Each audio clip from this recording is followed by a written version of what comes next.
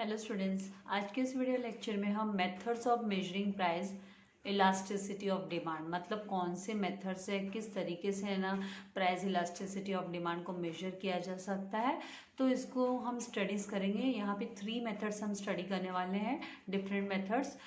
तो इसका explanation start करने से पहले मैं आपसे रिक्वेस्ट करूँगी कि अगर अभी तक आपने मेरे चैनल को सब्सक्राइब नहीं किया है तो प्लीज़ चैनल को सब्सक्राइब कीजिए एंड चैनल लिंक अपने फ्रेंड्स के साथ शेयर करना मत भूलिएगा। एंड बेटर अंडरस्टैंडिंग के लिए वीडियो को लास्ट तक विदाउट स्किप किए देखिएगा। तो यहाँ पर सबसे पहले जो फर्स्ट टाइप है वो रेशियो और परसेंटेज मेथड है। रेशियो एंड परसेंटेज मेथड, इसका मतलब क्या है कि रेशियो निकालना, परसेंटेज निकालना। सो रेशियो मेथड किसने डेवलप किया? तो प्रोफेसर अल्फ्रेड मार्शल ने इसे डेवलप किया था।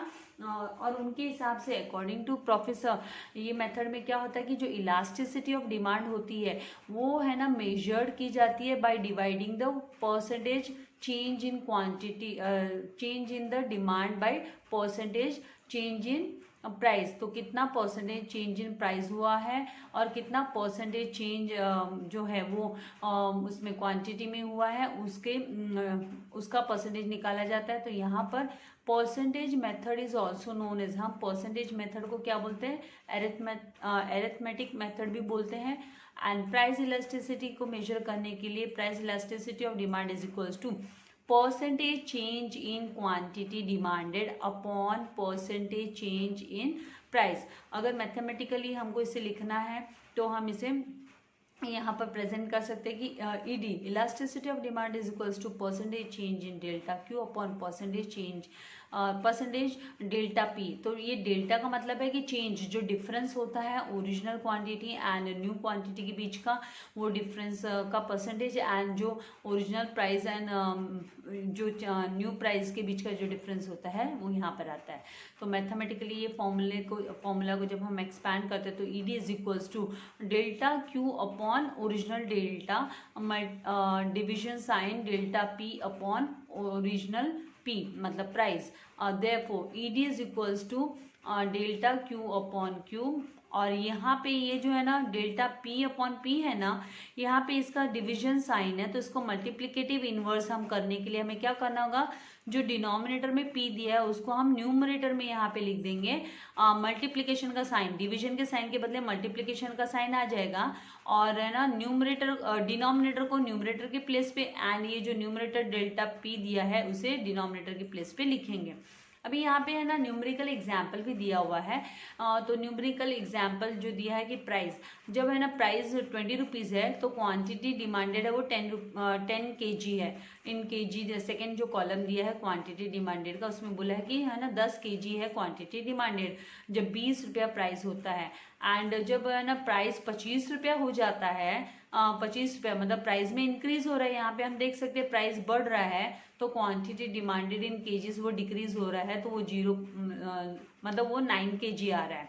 और हमें फॉर्मूला यूज करने बोला गया है यहाँ पे, मतलब हम price elasticity of demand calculate करेंगे यहाँ पे। तो ED is equals to delta Q upon Q multiply by P upon delta P. यहाँ पे पी जो है वो ओरिजिनल प्राइस है, original price P is equals to कितना है 20, एंड न्यू प्राइस है वो कितना है? New price that is P is equals to 25 rupees हो गया। देन डेल्टा पी निकालने के लिए जैसे मैंने आपसे कहा कि डिफरेंस निकालना होता है हमको, difference between new and original price के बीच का जो डिफरेंस है। तो 25 माइनस 20 करने पे हमें कितना मिलेगा? 25 माइनस 20 करने पे हमें 5 मिलेगा। तो 5 रुपीज़ का डिफरेंस है, मतलब 5 रुपीज़ का इंक्रीज हुआ प्राइस में, उसकी रेट बढ़ गई, 5 रुपया रेट बढ़ गई क्वांटिटी की, मतलब कमोडिटी की, जो क्वांटिटी की डिमांड हुई उस commodity. Now original quantity demanded यहाँ पर 10 kg दिया है एंड न्यू जो डिमांड है वो दिया है 9 kg। तो ये इनके बीच का जो डिफरेंस है वो क्वांटिटी डिमांड का वो 1 kg का डिफरेंस आ रहा है। और डिफरेंस बिटवीन न्यू नए में एंड ओरिजिनल के बीच का डिफरेंस मतलब डेल्टा, हम जैसे बोलते हैं डेल्टा क्यू, डेल्टा ये डेल्टा किसको रिप्रेजेंट करता है कि ये है ना डिफरेंस होता है between new and original quantity demanded. अभी हमें यहाँ पे एक ध्यान रखना है कि यहाँ पे देखिए जो माइनस साइन आता है मतलब कौन सा बड़ा कौन सा छोटा वो नहीं देखना है, माइनस साइन को इग्नोर करना है। तो यहाँ पे ओरिजिनल क्वांटिटी वो ज़्यादा है तो ज़्यादा में से हम माइनस कर देंगे कम वाला, तो यहाँ पे हमें ना उनका डिफरेंस निकालते हैं और अगर माइनस साइन होता है तो उसको इग्नोर किया जाता है।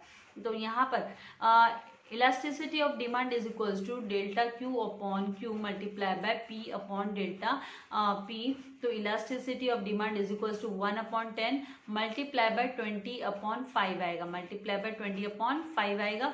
तो ED is equals to 0.4। ED कितना आता है 0.4 आता है क्योंकि देखिए यहाँ पे 0 विल गेट कैंसिल विद 0 या फिर हम बोल सकते हैं कि है ना 5 4 कितना होता है 20 होता है, 5 4 20 ले लो और फिर है ना यहाँ पे नीचे 10 है तो 0.4 हो जाएगा।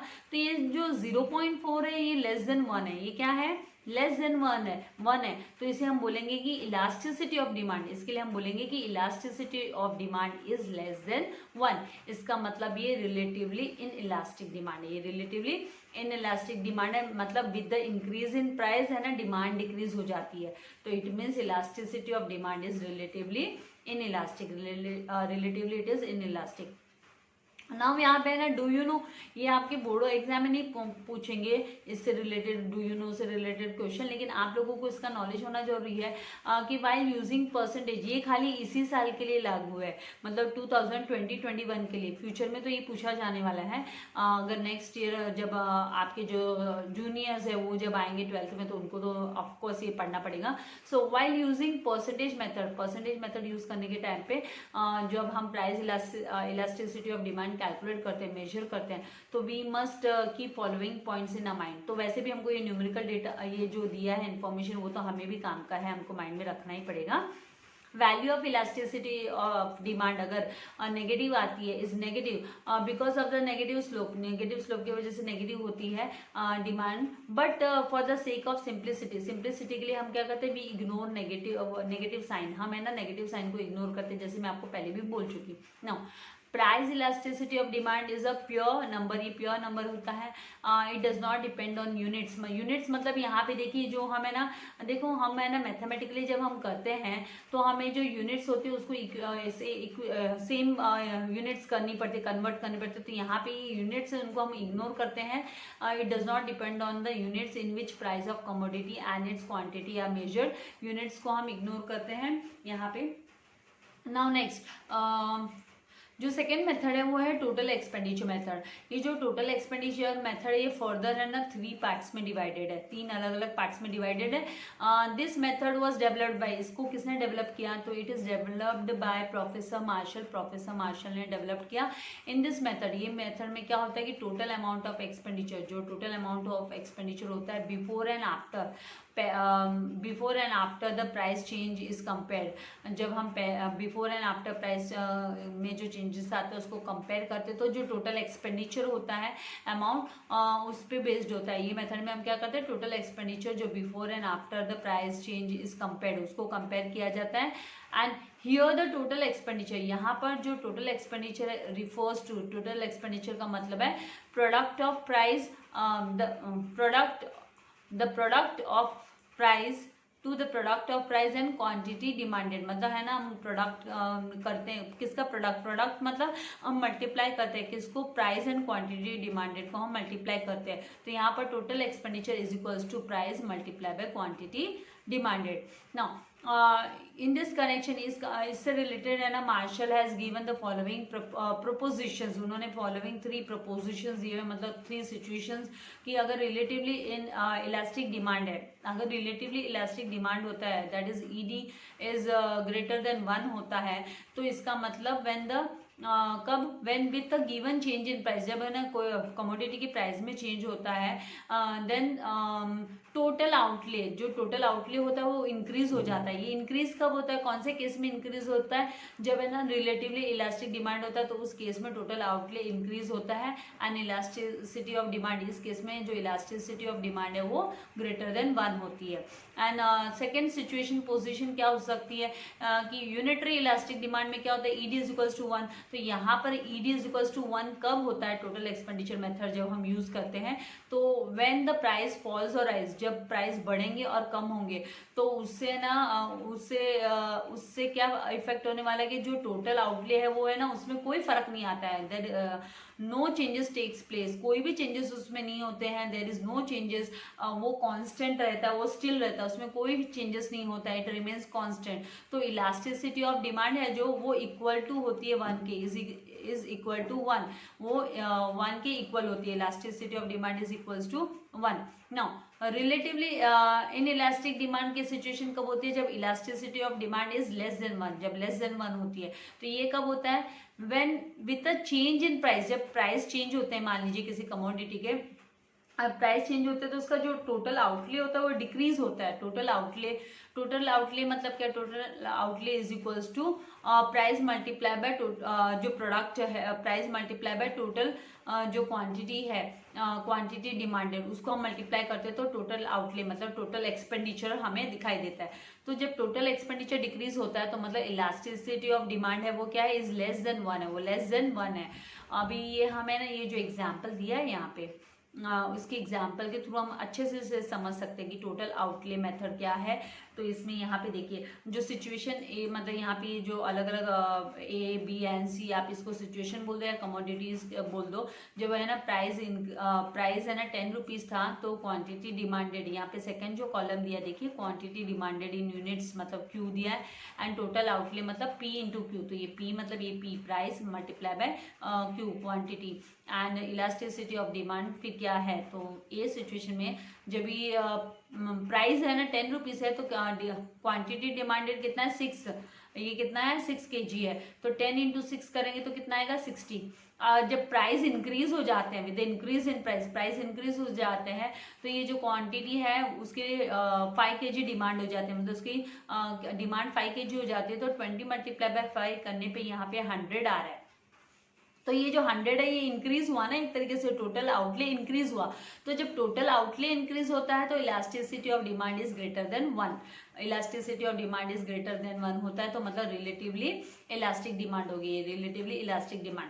अभी इस सिचुएशन बी के हिसाब से जब किसी कमोडिटी की प्राइस 30 रुपीज है तो जो क्वांटिटी डिमांडेड है वो कितनी है 4 kg है, 4 यूनिट्स है, यहाँ पे kg नहीं दिया तो हम यूनिट्स मान लीजिए 4 यूनिट्स है, 4 यूनिट की डिमांड हुई।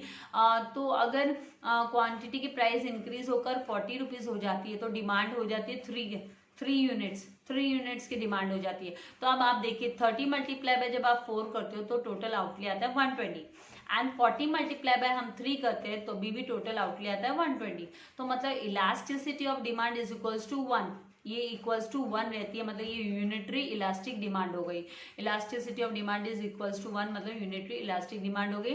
एंड थर्ड सिचुएशन में क्या कि प्रोडक्ट की प्राइस जब 50 रुपीज है तो डिमांड है ना वो 2 यूनिट्स है, और प्रोडक्ट की प्राइस 60 यूनिट्स हो जाती है, 60 यूनिट पर यूनिट हो जाती है, 60 रुपीज पर यूनिट हो जाती है, तो उसकी डिमांड 1 यूनिट हो जाती है। तो 50 मल्टीप्लाई बाय 2 करने पे 100 आता है, एंड 60 मल्टीप्लाई बाय 1 करने पे 60 आता है।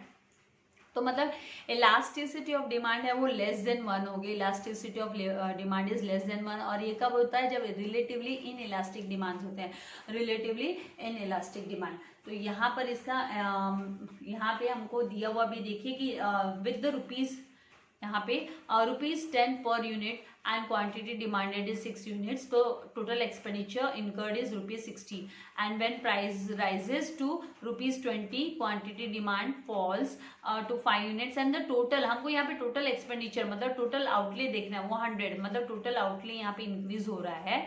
in this case total outlay is greater than original expenditure, hence this example is elasticity of demand is here, the elasticity of demand is greater than 1, that is relatively elastic demand, तो इसे relatively elastic demand बोलते हैं। In example B, in situation B, example B, original price है वो 30 rupees per unit and quantity demanded 4 units, and therefore total expenditure है वो 120 हो जाता है, क्योंकि price multiply by quantity demanded करना है तो 120 रुपीज हो जाता है।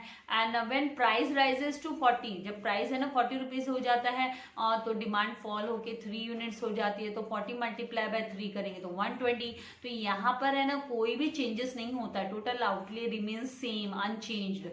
तो in this total outlay is same equal unchange to the original expenditure, hence the elasticity of demand is is equal to 1, is equals to 1। तो इक्वल टू 1 होना मतलब यूनिटरी इलास्टिक डिमांड होता है, ईडी इज इक्वल्स टू 1 होता है तो unitary elastic demand होता है। नो थर्ड जो यहाँ पे सिचुएशन थी वो इन एग्जाम्पल सी हम लोग ने यहाँ पे मैंने आपको ये एक्सप्लेन तो कर दिया था, फिर भी टेक्सचुअल वे में भी एक बार क्विकली मैं आपको दिखा दूँ कि यहाँ पे अभी in example C original price जब 50 रुपीज पर यूनिट है एंड क्वांटिटी डिमांडेड 2 यूनिट्स है, तो 50 मल्टीप्लाई बाय 2 करने पे कितना होता है ₹100 और टोटल आउटले मतलब ₹100 आता है। And when the price rises to 60, जब है ना प्राइस 60 रुपीज इंक्रीज हो जाता है तो जो क्वांटिटी डिमांडेड है वो 1 यूनिट फॉल हो जाती है।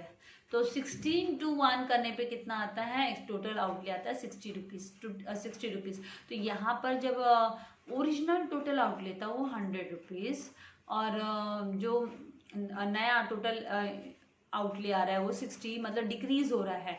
तो जब डिक्रीज वाला केस होता है, total outlay is less then original expenditure से कम होता है, लेस होता है, तो हैंस इलास्टिसिटी ऑफ डिमांड, तो हम बोलेंगे कि elasticity of demand is less than 1, वो लेस देन 1 है। So ED is less than 1, that is relatively inelastic demand हो जाती है, रिलेटिवली क्या हो जाती है, इन इलास्टिक डिमांड हो जाती है।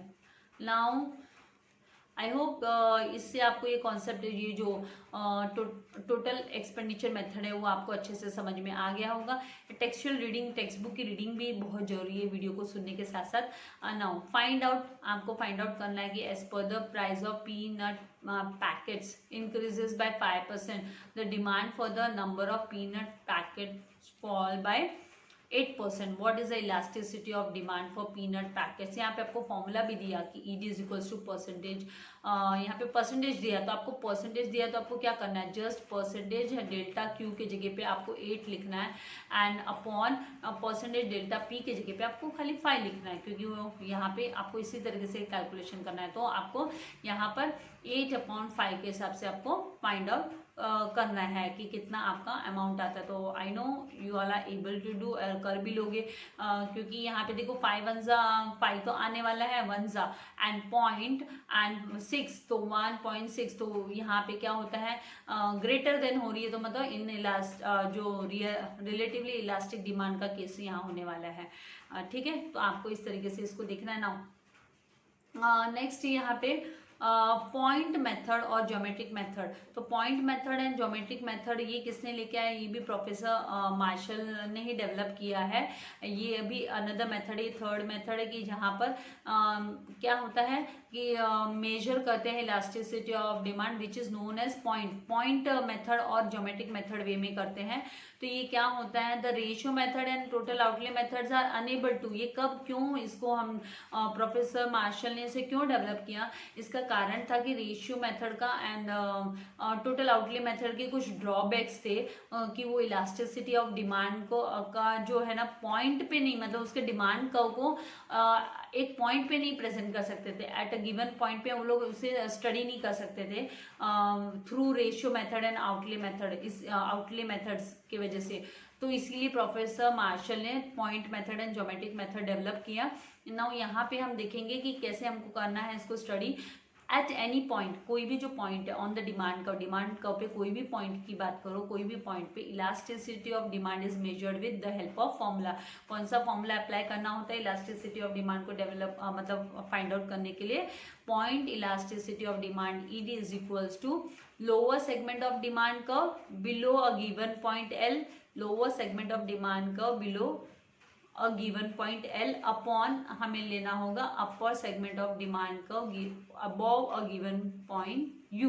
तो मतलब एल अपॉन यू, एल मतलब लोअर पॉइंट, लोअर मतलब डिमांड कर्व का lowest lower part and upper मतलब डिमांड कर्व का अपर पार्ट। तो उसी से डिमांड कर्व में भी इधर लीनियर, अभी डिमांड कर्व यहाँ पे दो तरीके की हो सकती है, लीनियर भी हो सकती है, लीनियर मतलब एक ही स्ट्रेट लाइन पे, एक ही पॉइंट पे स्ट्रेट लाइन पे पॉइंट्स रहते हैं, एंड नॉन लीनियर जो स्ट्रेट लाइन पे नहीं लाई करते हैं points. Now linear demand curve के लिए when demand curve is linear, that is straight line, जो straight line होती है we extend the demand curve to meet the y axis at y axis at A point पर हम y axis to meet the y axis at point A, यहाँ पर हम क्या करते हैं, एक्सटेंड करते हैं हम डिमांड कर्व को टू मीट y एक्सिस से ज्वाइन हो जाए, मीट करे एट पॉइंट ए पे आके मिल जाए y एक्सिस पे, and x axis at b और x एक्सिस एट b पर ज्वाइन हो करे।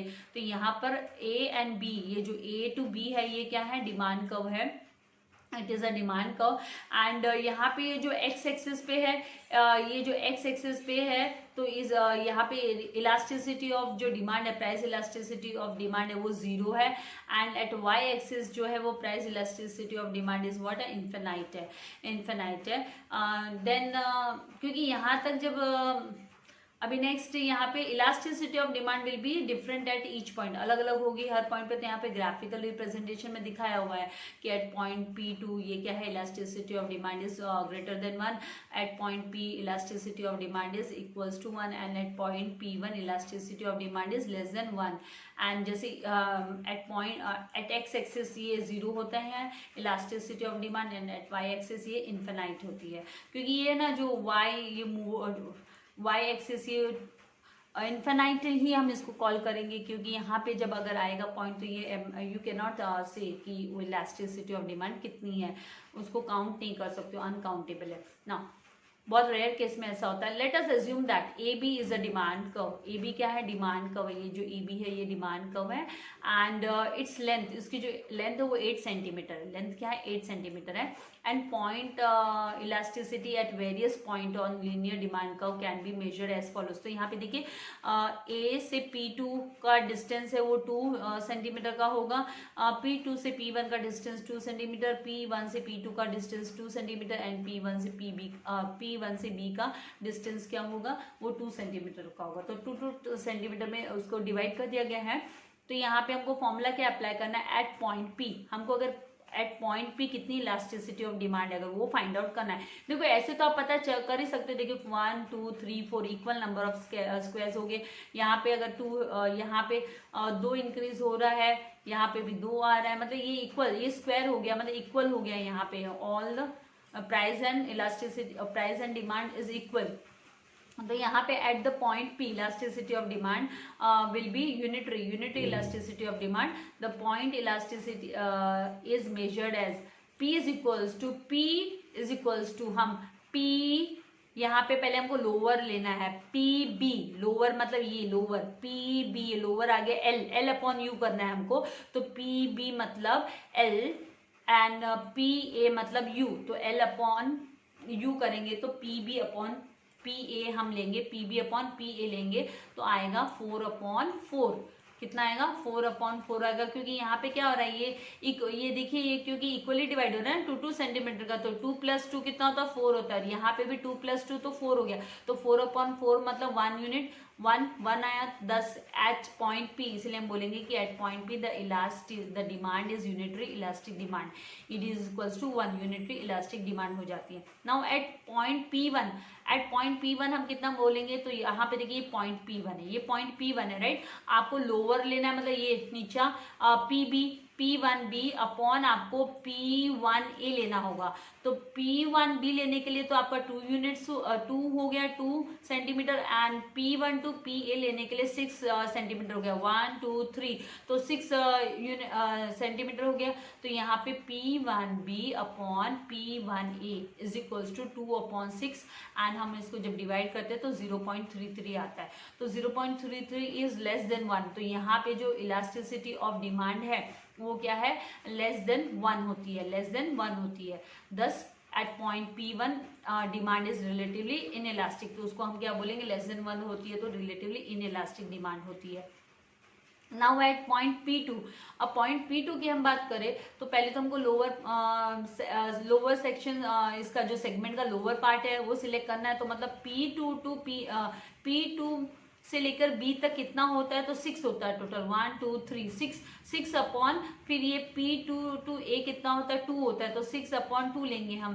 तो यहाँ पर at point P the elasticity of demand is measured as P2 is equals to P2 upon B, P2B upon P2A is equals to 6 upon 2, that is 3, that is greater than 1 हो गई. यहाँ पे greater than 1 हो गई मतलब elastic, relatively elastic demand हो गई. Thus at point P2 demand is relatively elastic demand. Demand is relatively elastic demand. Now fourth one यहाँ पे एट पॉइंट ए, जब हम एट पॉइंट ए की बात करते हैं तो पॉइंट ए पे यहाँ पे इलास्टिसिटी ऑफ डिमांड इन्फिनाइट है. At point A elasticity is infinite because upper segment is zero. इसका रीजन क्या है, ये जो अपर सेगमेंट है ये जीरो है. जब हम है ना, अगर हम लिखते भी है यहाँ पे ये 8/0, क्योंकि अपर सेगमेंट हमको जीरो लिखना होगा, अपर सेगमेंट इज जीरो, तो मतलब यहाँ पे ये जो है ना परफेक्टली इलास्टिक डिमांड हो गई. क्या हो गई, परफेक्टली इलास्टिक डिमांड हो गई. Then at point B the point elasticity is zero because lower segment is zero, क्योंकि यहाँ पे lower जो segment है क्वांटिटी डिमांडेड ये जीरो है, तो ये क्या हो गई, परफेक्टली इन इलास्टिक डिमांड होगी, परफेक्टली इन इलास्टिक डिमांड हो गई. आई होप आपको कॉन्सेप्ट क्लियर हो रहा है. और लास्ट ये जो इसका पार्ट है मेथड्स का, ये है नॉन लीनियर डिमांड का. तो नॉन लीनियर में हम कैसे स्टडी करते हैं कि when the demand curve is non linear है मतलब वो कॉन्वेक्स होगी टू द ओरिजिन के, वो क्या होगी, कॉन्वेक्स होगी. मतलब इस तरीके से ये जो डायग्राम में दिया इट विल बी कॉन्वेक्स, इसको कॉन्वेक्स बोला जाता है. ये जो डी इज द डिमांड का और ये कॉन्वेक्स है, कॉन्वेक्स टू द ओरिजिन. तो यहाँ पर जो we have to draw tangent, हमें टेंजेंट ड्रॉ करनी होती है, फिर convex to the origin and to measure the price elasticity of demand. Elasticity of demand को मेजर करने के लिए हमें क्या करना होता है कि हमको एक टेंजेंट ड्रॉ करनी होती है, that is A B. Tangent मतलब सेगमेंट हम ड्रॉ करते हैं, ये ए बी सेगमेंट हम ड्रॉ करेंगे क्योंकि डिमांड कर्व तो कॉन्वेक्स है. तो यहाँ पे segment A B touching the given point on the demand curve पे इसके पॉइंट टच होना चाहिए इस सेगमेंट का. एंड यहाँ पे and on the demand curve and extending it, और इसको हम एक्सटेंड करते हैं to meet the Y axis and at point A and X axis जहाँ पे पॉइंट बी आकर मीट करता है. और यहाँ पे जो फॉर्मूला यूज होता है सेम फॉर्मूला की E D is equals to lower upon lower segment of the tangent upon given below a given point and upper segment of a tangent above a given point करके ही दिया जाता है. और यहाँ पे 3 सिचुएशंस होती है कि if E B is equals to E one, यहाँ पे देखिए ये ई बी है ना, E B will be equals to E A होता है, तो मतलब इलास्टिसिटी यूनिटरी इलास्टिक डिमांड हो गई.